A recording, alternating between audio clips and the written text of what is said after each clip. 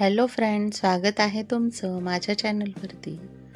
Friends, तुम्हाला जर आजचा व्हिडिओ आवडला तर व्हिडिओला लाईक करा, चॅनलला सबस्क्राईब करा आणि बेल आयकॉन दाबायला विसरू नका. चला तर आजच्या नवीन व्हिडिओला सुरुवात करूया. नवरा माझा नवसाचा. सासूसून एक ज्वलंत प्रश्न सुटता सुटत नाही, कारण प्रत्येकीला हेच वाटतं, मीच बरोबर बाई. सासू म्हणते दिला जन्म, आयुष्य घातले खर्ची, मुलासाठी केले कष्ट, तरी हीच माझ्यावरची. मुलासाठी काही करायचे शिल्लक ठेवले नाही, शिक्षण कपडे हाऊस मौज कशातच कमी पडले नाही. सून हसून उत्तर देते, यात नवल ते कसले, माझ्यासाठी माझ्या आईने हेच सगळे केले. इतकी वर्ष मुलाचे करून समाधान नाही झाले, मग आपल्या या बाळाचे लग्न कशाला केले. सासूच्या कष्टांबद्दल मुळीच शंका नाही, सुनेचे म्हणणे सुद्धा तितकेसे चूक नाही. सासू सुनांचे भांडण नियतीचाच खेळ सारा, पण ज्याच्यासाठी त्या भांडतात तो सदैव राहतो नामानिराळा.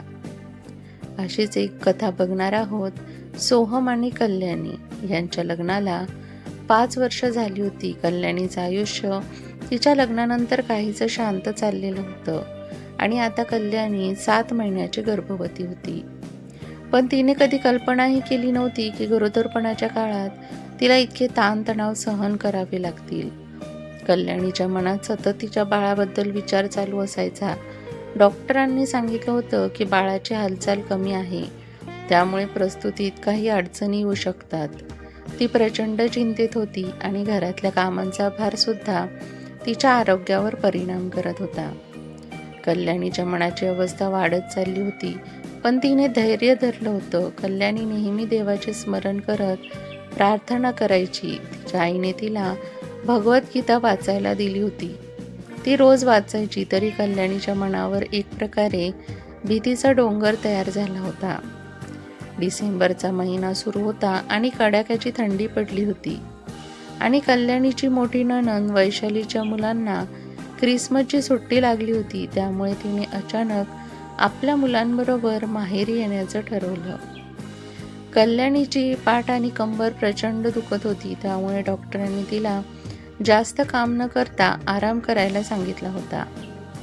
पण दिवसांदिवस कल्याणी आणि कल्याणीच्या बाळाची अवस्था कठीण होत चालली होती आणि त्यात वैशाली आल्यामुळे तिचं ओझं वाढलं होतं. वैशाली कामामध्ये फारशी मदत करत नसे, फक्त चपात्या भाजून घ्यायला येत होती. बाकीची कामे कल्याणीलाच करावी लागत होती. कधी कधी कल्याणीची सासूबाई तिच्या मुलीला म्हणायची, वैशाली थोडं कल्याणीची मदत करत जा. त्यावर वैशाली नेहमीच म्हणायची, आई, माझ्या सासरी तर मी एकटीच सगळं करते, तिथं कोण माझी मदत करत नाही. तुझ्या सुनेला ही सवय लाव कामाची. कल्याणी खूप चतुर आणि कौशल्यवान गृहिणी होती, पण गर्भधारणेमुळे तिच्या शरीराचा ताण वाढत होता. तरीही ती सकाळपासून रात्रीपर्यंत घरकामात गुंतलेली असायची. वैशालीच्या मुलांना वेगवेगळ्या प्रकारचे पदार्थ खायला हवे असायचे आणि कल्याणी त्यांना आवडीने आवडणारे पदार्थ बनवून खायला घालायची. कल्याणी नेहमी सकाळी आंघोळ करायची, पण लग्नाच्या दुसऱ्या दिवशीच सासूबाईंनी तिला सांगितलं होतं की माझा स्वयंपाकघरात कोणीही स्त्री आंघोळ न करता प्रवेश करू शकत नाही. त्यामुळे कल्याणी रोज सकाळी लवकर उठून आंघोळ करून नाश्ता स्वयंपाक करत असे. एक दिवस कल्याणीला आंघोळ करायला उशीर झाला, तेव्हा वैशालीने बाथरूमच्या बाहेरून ओरडून विचारलं, कल्याणी, काय झालं, जास्त वेळ घेतला आंघोळ करायला? तेव्हा कल्याणीने उत्तर दिलं, हो ताई, कपडे धुवत होते. कल्याणी बाथरूममध्ये कपडे धुवत असताना अचानक तिची नणंद पुन्हा आवाज देत म्हणाली, अरे, आमच्या घरात असं नाही होत. माझ्या सासरी तर नियम आहे की सासू सासऱ्यांचे कपडे धुतल्याशिवाय आम्ही दोघेही जावा कुठल्याच कपड्यांना हात लावत नाही. तुमच्या घरी तर काही नियमच नाहीत. कल्याणीला काहीच बोलायचं नव्हतं, कारण तिच्या हातात आधीच बरीच कामं होती. ती कपडे धुत असताना तिच्या सासूबाई बाथरूमच्या दारावर थाप मारत म्हणाल्या, दार उघड आता, हे सोहमच्या बाबांचे कपडे आहेत. ते सुद्धा धुवून टाक. कल्याणीने दार उघडले आणि तिच्या सासूबाईंनी तिच्या सासऱ्यांच्या 4 पॅन्ट आणि शर्ट धुवायला दिले आणि म्हणाल्या, तुझे बाबा म्हणत होते की मशीनमध्ये कपडे स्वच्छ होत नाहीत, ते हाताने धुवून टाक. हे ऐकून कल्याणीने निशब्दपणे दरवाजा बंद केला. ती कपडे पाण्यात भिजवून ब्रशने घासू लागली, कारण सासूबाईंनी बाहेरून सूचना दिल्या होत्या, पॅन्टवर चाललं ब्रश चांगला. कल्याणीच्या लग्नानंतर काही महिन्यांनी दोन्ही मोठ्या नंदा आपल्या सासूबाईला घेऊन तिच्या हातचे जेवण जेवायला आल्या होत्या. तेव्हा तिची छोटी नणंद बाली आली होती. कल्याणीचं लग्न झालं त्यावेळेला बाली 5 महिन्यांची गर्भवती होती. बाली आणि कल्याणी दोघी एकाच वयाच्या असल्यामुळे दोघींच्या गप्पा चांगल्या रंगायच्या. पण वैशाली आल्यावर कल्याणी स्वयंपाकघरात गुंतून गेली. तिने लगेच बटाट्याची भाजी, भात, श्रीखंड, पुरी, कोशिंबीर संपूर्ण स्वयंपाक करून टाकला. एकाही नंदेने तिला मदत केली नाही, पण कल्याणीने आनंदाने सगळी कामं पार पाडले. तिला वाटलं की जेवण झाल्यावर सर्वांसाठी गोड म्हणून गाजराचा हलवा बनवावा, म्हणून तिने हाताने इशारा करून बालीला स्वयंपाकघरात बोलवण्याचा प्रयत्न केला. पण त्याआधीच वैशाली तिथे आली आणि म्हणाली, कल्याणी काय काम आहे? बालीला बोलू नकोस. तिला काम सांगायची गरज नाही. तुला माहिती आहे ना ती गर्भवती आहे. त्यावर कल्याणी म्हणाली, ताई मी काम सांगण्यासाठी नाही बोलवत आहे. हलवा बनवायचा आहे का हे विचारायला बालीताईंना बोलवत होते. कल्याणी विचारात हरवून सगळ्या कपड्यांना साबण लावू लागली होती. खूप कष्टाने तिने कपडे धुतले. जेव्हा ती उठायला लागली तेव्हा तिला जाणवलं की तिचा उजवा पाय पाठीमागे ओढला जात आहे आणि तिला नीट हालचालही करता येत नव्हती. नळाला धरून ती कसंबसं उभी राहिली. तिच्या डोळ्यातून अश्रू गळू लागले होते. बाहेर आल्यानंतर तिने मोठ्या बादलीत कपडे ठेवले आणि हळूहळू ती कपड्यांची बादली ओढत बाल्कनीकडे निघाली. जसं ती बाल्कनीत पोहोचली तिला समोर राहणाऱ्या कमल काकूंनी पाहिलं. कल्याणीला बघून कमल काकू थोड्या अचंबित झाल्या, कारण कल्याणीला बादली उचलणं जड जात होतं. कमल काकूंनी आवाज दिला, अगं कल्याणी बाळा, तुला थंडी लागेल. या अवस्थेत सर्दी खोकला होऊ शकतो. एवढ्या सकाळी सकाळी कपडे का धुतले? सोहम कुठे आहे? त्याला बोलव जरा, त्याची कानच उघडते. हे ऐकताच कल्याणीच्या डोळ्यातून अश्रू ओघळली. ती कमल काकूंना म्हणाली, काकू त्याचं काही नाही, मन झालं म्हणून कपडे धुतले. कमल काकूंनी कल्याणीच्या डोळ्यातले अश्रू बघितले आणि त्यांच्या लक्षात आलं की काय घडलं असेल. कपडे वाळत घालून कल्याणी आत गेली, तर कल्याणी आत आल्याबरोबर तिची नणंद वैशाली बाल्कनीत आली आणि तिने कमल काकूंशी गप्पा मारू लागली. वैशाली हसत म्हणाली, काकू खूप थंडी पडली आहे. ब्लँकेटमधून बाहेर पडायचं मनच होत नाही. कमल काकू मनाने खूप सरळ आणि स्पष्ट होत्या. त्या म्हणाल्या, हो वैशाली, आज खूप थंडी आहे आणि बघ ना कल्याणीने सकाळी सकाळी किती कपडे हाताने धुतले. तुमच्या घरातल्या कपड्याची मशीन खराब झाली आहे का? वैशालीने उत्तर दिलं, नाही काकू, मशीन तर व्यवस्थित आहे. कल्याणी स्वतःचे कपडे धुत होती तेव्हा आईने सांगितलं की बाबांचे कपडे धुवून टाक, म्हणून तिने धुतले. फार कपडे नव्हते काकू. तेव्हा कमल काकूंनी थोडं तिरकं हसत उत्तर दिलं, वैशाली अगं काय बोलतेस? बघ, संपूर्ण दोरी भरून गेली आहे कपड्यांनी. या अवस्थेत जर तिला थंडी वाजली तर बरेच त्रास होऊ शकतात. आता तू आली आहेस तर कल्याणीची नीट काळजी घे. कमल काकूंनी सांगितलेल्या गोष्टी वैशालीच्या मनाला खूप लागल्या होत्या. त्या म्हणाल्या होत्या, बाळा, हेच ते दिवस आहे जे कधी काळी आम्ही अनुभवले होते. माझे एकच मत आहे, जे काही आम्ही भोगलंय ते आमच्या पुढच्या सुना किंवा मुलींच्या कधीच अनुभवायला नको यायला. आणि तुझी तर एकच वहिनी आहे. जर तू थोडी मदत केलीस किंवा काळजी घेतली तर ती कायम लक्षात ठेवेल. एवढं बोलून कमल काकू आत गेल्या.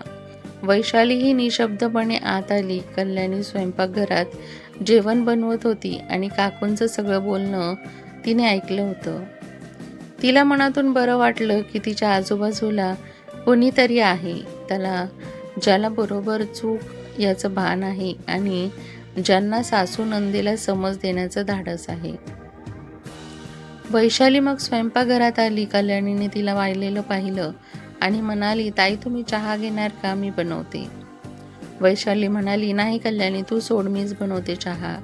तसंही तू जेवण बनवत आहे. सोहमला ऑफिससाठी लेट होईल. स्वयंपाकघराच्या बाहेर उभा राहून हे सगळं सोहम बघत होता. कल्याणीने पटकन सोहमसाठी नाश्ता तयार केला आणि त्याला दिला. सोहमने आवाज दिला, कल्याणी तूही नाश्ता करून घे. उशिरा खाशील तर परत त्रास होईल तुला. कल्याणी नाश्ता खोलीत घेऊन आली. नाश्ता करत असताना सोहम हसत होता. कल्याणीने विचारलं, काय झालं? खूप वेळ बघत आहे, तुम्ही फक्त हसताय. सोहम म्हणाला, काही नाही, फक्त हेच विचार करत होतो की कमल काकू किती हुशार आहेत. मी तर त्यांना फक्त एवढा मेसेज केला होता की काकू, कल्याणी बाल्कनीत येणार आहे, तिला आज हाताने कपडे धुवायला लागले आहेत. कल्याणी आश्चर्यचकित होऊन सोहमकडे बघत होती आणि म्हणाली, मग काकूंना हे कसं कळाल की वैशाली ताईंच्या सांगण्यावरून आईने मला हाताने कपडे धुवायला सांगितले आहे? सोहम हसत म्हणाला, काकूंनी मला रिप्लाय करून विचारलं होतं की वैशाली आली आहे का? मी फक्त हो असं लिहिलं. बाकी सगळं काकूंना स्वतः समजलं. मग कल्याणीने हसत उत्तर दिलं, यालाच म्हणतात अनुभव. कमल काकूंनी हे सगळं कधी ना कधी अनुभवलेलं असणार, म्हणूनच त्यांना लगेच सगळं कळालं. त्यांना हेही माहीत आहे की मी नेहमी बाल्कनीत ऊन आल्यावर मशीनमध्ये कपडे धुत असते.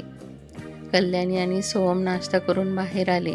सोहम ऑफिसला जाण्याच्या तयारीत होता. तेवढ्यात कमल काकू त्यांच्या घरी आल्या. सोहमने त्यांना नमस्कार केला आणि हसत ऑफिससाठी निघून गेला. कमल काकूंनी कल्याणीला हाक मारली आणि तिला एक डब्बा देत म्हणाल्या, कल्याणी, हा साजूक तुपातला शिरा बनवला आहे, माझ्याबरोबर इथं बसूनच खा. इतक्यात कल्याणीच्या सासूबाई त्या रूममधून बाहेर आल्या आणि म्हणाल्या, अगं कमल, खाईल ती नंतर, तू बस तर कर. कल्याणी, हे कमलसाठी चहा घेऊन ये. कल्याणी स्वयंपाकघराकडे वळणार होती. तेवढ्यात कमल काकूंनी तिचा हात धरला आणि तिला आपल्याजवळ बसवलं. तिच्या डोक्यावरून हात फिरवत म्हणाल्या, वहिनी, मी जेव्हा कल्याणीला पाहते तेव्हा तेव्हा माझ्या मनात एकच विचार येतो, कोणालाही हेवा वाटावा अशी सून मिळाली आहे.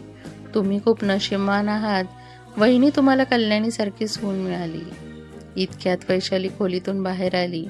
कमल काकू पुढे म्हणाल्या, माझ्या बहिणीच्या जाऊबाईच्या मुलाचे लग्न सोहमच्या लग्नाच्या दिवशीच झालं होतं. 4 वर्ष झालीत आणि आता ती सून सासू सासऱ्यांपासून वेगळी राहते.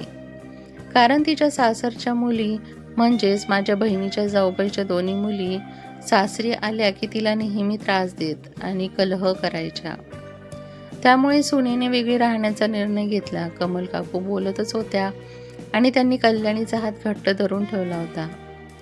त्या पुढे म्हणाल्या, वहिनी, आजकालच्या शिकलेल्या मुली किती सुज्ञ असतात. कल्याणी घरातली सगळे कामं करते, तुमच्या गैरहजेरीतही सगळ्या पाहुण्यारावळ्यांचं करते. कितीतरी वेळा मी कल्याणीशी बोलते, पण कधीच कुणाबद्दल तक्रार करत नाही किंवा एक शब्दसुद्धा बोलत नाही. ही मुलगी किती शांत आणि समजूतदार आहे. कल्याणीच्या सासूबाईला कल्याणीची इतकी स्तुती पचत नव्हती, तरीही तिने म्हणलं, हो कमल, बरोबर आहे, पण आपल्या मुलाच्या हातात असतं सगळं. सोहम कधी कल्याणीला काही बोलू देणार नाही. त्यावर कमल काकू म्हणाल्या, वहिनी, तुमचा हा गैरसमज आहे की मुलावरच सगळं अवलंबून असतं. जेव्हा सुनेच्या सहनशक्तीच्या पलीकडे होतं आणि जेव्हा ती निर्णय घेते तेव्हा मी आणि तुम्ही काहीच करू शकणार नाही. त्यामुळे जशी तुम्ही मुलीला तिच्या सासरी पाहू इच्छिता तशीच तुम्ही तुमची सून ठेवा. तिचं मन जितकं जपाल तितकं घर सुखात राहील. हे सगळं ऐकताना कल्याणीच्या डोळ्यातून अश्रू वाहू लागले. तिने कसं हसून सांगितलं, काकू, मला वॉशरूमला जायचं आहे, आणि पटकन वॉशरूमकडे निघून गेली.